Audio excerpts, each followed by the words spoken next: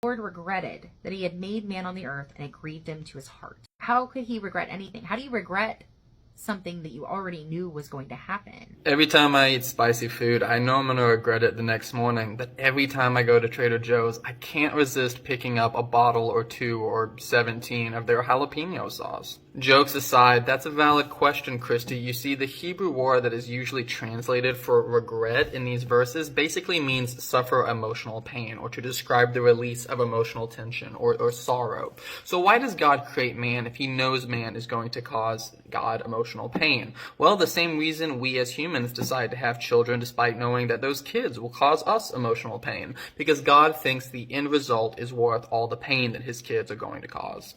See, the biblical God over and over and over again makes mistakes. He does the wrong thing. Based on what data are you making that claim, Christy? Have you commanded the morning since your days began and caused the dawn to know its place? Have the gates of death been revealed to you, or have you seen the gates of deep darkness? Have you entered into the springs of the sea or walked in the recesses of the deep? Is it by your understanding that the hawk soars and spreads his wings towards the south? Can you draw out Leviathan with a fish hook or press down his tongue with the cord? And then when the inevitable happens because of it, what he knew was already going to happen, he gets angry. And instead of working on himself or coming up with a different plan or making things better, he just gets mad at the humans. God gets angry because he is watching the children whom he loves invite disaster on themselves and on his creation. Divine wrath is the appropriate response of love in the face of evil. God hates evil because it hurts his children. The humans he knows has evil intentions from his youth, according to him. They're so bad. They have such bad intentions. Why did you create them that way, God?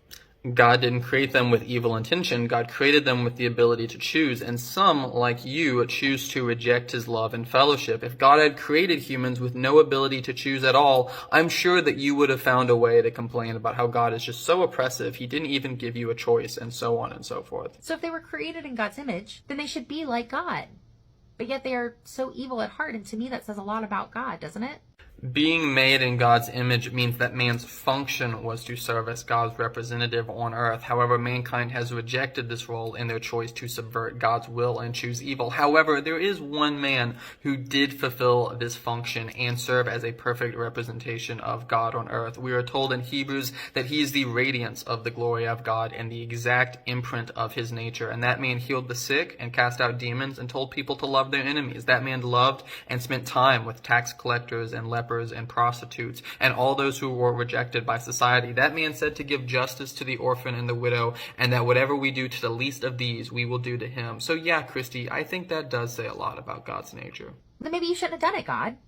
Maybe you need to suffer the consequences of your actions instead of making everyone else suffer for the consequences of your actions. God did suffer. God was beaten, mocked, publicly stripped, whipped in such a way that giant chunks of his flesh were ripped out of his body, leaving his organs exposed. His wrists were pierced to a cross, which he then hung on for hours, desperately fighting for the most shallow breath. He suffered, but not for his actions, but for yours. Your actions, my actions, everybody's actions. He suffered for, and as you have pointed out, he knew this would all happen when he created us, which shows how deep his love and commitment is for us, that though he knew what he would go through, he still created us anyways.